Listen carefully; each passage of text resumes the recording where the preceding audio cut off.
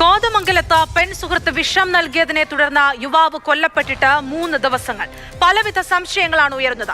വീട്ടിലെത്തിയ അൻസിലിന് താൻ വിഷം നൽകിയെന്ന് അതിന് അൻസിലിന്റെ അമ്മയെ ഫോണിൽ വിളിച്ച് പറഞ്ഞതാണ് കൊലപാതകം ബാക്കിയാക്കുന്ന ചോദ്യങ്ങൾ. വിവാഹിതനായ അൻസിൽ അതിനെയുമായി ഏറെ നാളായി അടുപ്പത്തിലായിരുന്നു.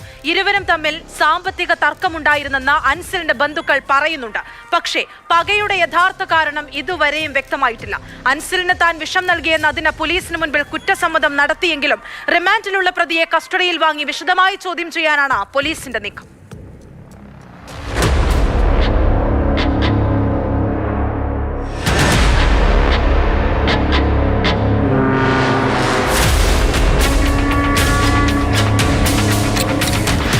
മുപ്പതുകാരിയുടെ തീരാപ്പക.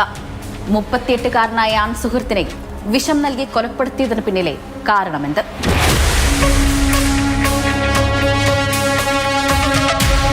കോതമംഗലം മാതിരപ്പള്ളി സ്വദേശിയായ അൻസിലും ചേലാട് സ്വദേശിനിയായ അദീനയും തമ്മിൽ ഏറെ നാളായി അടുപ്പത്തിലായിരുന്നു. അൻസിൽ വിവാഹിതനാണ്. അൻസിലിന് മക്കളുമുണ്ട്. ഇതിനിടയിലായിരുന്നു ഇയാൾ അദീനയുമായുള്ള ബന്ധം പുലർത്തിപ്പോന്നിരുന്നത്. 29-ാം തീയതി രാത്രി ചേലാടുള്ള അദീനയുടെ വീട്ടിലേക്ക് അൻസിൽ എത്തുന്നു. തുടർന്ന് തൊട്ടടുത്ത ദിവസം പുലർച്ചെ ഏകദേശം 3 മണിയോടുകൂടി തനിക്ക് അദീന വിഷം നൽകിയതായി അൻസിൽ തിരിച്ചറിയുന്നു. ശേഷം ബന്ധുക്കളെയും സുഹൃത്തുക്കളെയും ഈ വിവരം അറിയിക്കുന്നു. പോലീസിനെയും ഈ വിവരം അറിയിച്ചത് അൻസിൽ തന്നെയാണ്. തുടർന്ന് കോതമംഗലം പോലീസും അതുപോലെ തന്നെ അൻസിലിന്റെ ബന്ധുക്കളും സ്ഥലത്തെത്തി അൻസിലിനെ തൊട്ടടുത്തുള്ള ഒരു സ്വകാര്യ ആശുപത്രിയിലേക്ക് കൊണ്ടുപോകുന്നു. ഇതിനിടെയാണ് ഈ വിവരങ്ങളൊക്കെ അൻസിൽ ബന്ധുക്കളുടെ അടുത്തും സുഹൃത്തുക്കളുടെ അടുത്തും പറയുന്നത്. കൂടാതെ തന്നെ അദീന അൻസിലിന്റെ മാതാവിനെ വിളിച്ച് ഇത്തരത്തിൽ മകന് വിഷം നൽകിയിട്ടുണ്ട് എന്ന് അറിയിക്കുകയും ചെയ്യുകയായിരുന്നു.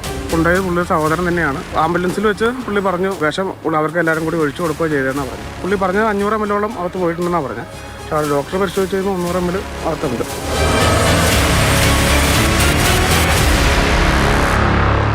അൻസിലിനെ സംബന്ധിച്ച് പോലീസ് നൽകുന്ന വിവരമെന്ന് പറയുന്നത് നിരവധി NDPS കേസുകളിൽ പ്രതിയാണ്. ഒരു ക്രിമിനൽ പശ്ചാത്തലമുള്ള ഒരു വ്യക്തിയാണ് അൻസിൽ. അദീനയുമായി ബന്ധം പുലർത്തി പോന്നപ്പോൾ തന്നെ നിരവധി അസ്വാരസ്യങ്ങൾ ഇവർക്കിടയിൽ ഉണ്ടാകുന്നു.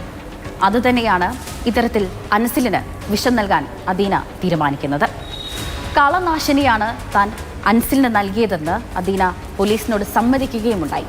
പ്രാഥമിക ചോദ്യം ചെയ്യലിൽ നിന്നും അത് പോലീസിന് വ്യക്തമായി. പക്ഷേ അപ്പോഴും ശാസ്ത്രീയ തെളിവുകളായിരുന്നു അനിവാര്യമായിരുന്നത്. ഇവർക്ക് സൗഹൃദം സാമ്പത്തികമായിട്ട് ചെറിയ ഒരുപാട് കാര്യങ്ങളൊക്കെ ഉണ്ടാകും. പെൺകുട്ടീന് ഇതിനു മുമ്പായിട്ട് വീട്ടിൽ പോയിട്ട് ചെറിയ മർദ്ദനമൊക്കെ പെണ്ണായിട്ട് ഉണ്ടായിട്ടുണ്ട്. അതിൻ്റെ പേരിൽ ചെറിയ കേസും കാര്യങ്ങളൊക്കെ ഉണ്ടായിട്ട് അത് തീർത്തതൊക്കെയായിരുന്നത്. അപ്പോൾ ഈ ഉമ്മാനെ വിളിച്ചിട്ട് ഈ പെൺകൊച്ച് പറഞ്ഞിട്ടുണ്ട് നിന്നെ മോനെ വിഷം കൊടുത്ത് കൊല്ലുമെന്ന് പറഞ്ഞിട്ടുണ്ട്. ഇവള് ഞങ്ങളുടെ വീട്ടിലേക്ക് അവർക്കുടെ വീട്ടിലേക്ക് മോനെയും ഉമ്മാനെയും വിളിച്ചിട്ട് പറഞ്ഞു മോനെ ഇങ്ങനെ വിഷം കറുത്ത് ഇവിടെ കിടപ്പുണ്ട് എടുത്തോണ്ട് പോക്കോട്ടെ എന്ന് പറഞ്ഞു.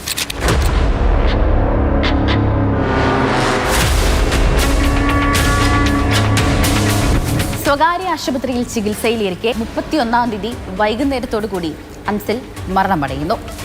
ശേഷം പോസ്റ്റ്മോർട്ടത്തിനായി കളമശ്ശേരി മെഡിക്കൽ കോളേജിലേക്ക് കൊണ്ടുവരുന്നു. പോസ്റ്റ്മോർട്ടത്തിലെ പ്രാഥമിക വിവരമനുസരിച്ച് അമിതമായി ഈ കളനാശിനി ഉള്ളിൽ ചെന്നത് തന്നെയാണ് അൻസിലിനെ മരണത്തിന് ഇടയാക്കിയത് എന്ന് തന്നെ ഡോക്ടർമാർ വ്യക്തമാക്കി. അൻസിലിന് അദീന വിഷം നൽകിയ ഈ കുപ്പി ചേലോടുള്ള അദീനയുടെ വീട്ടിൽ നിന്ന് തന്നെ പോലീസ് കണ്ടെടുക്കുന്നു. ഇത് അദീന തന്നെയാണ് അൻസിലിന് വിഷം നൽകിയത് എന്ന കാര്യം കൂടുതൽ ഊട്ടിയുറപ്പിക്കുന്നതാണ്.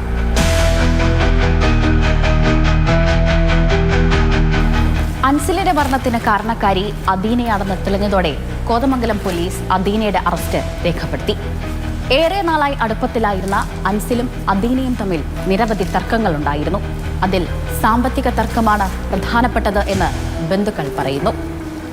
എങ്കിലും ഈ തീരാപകയ്ക്ക് പിന്നിലെ കാരണം എന്തെന്നതിന് കൂടുതൽ വ്യക്തത വരേണ്ടിയിരിക്കുന്നു.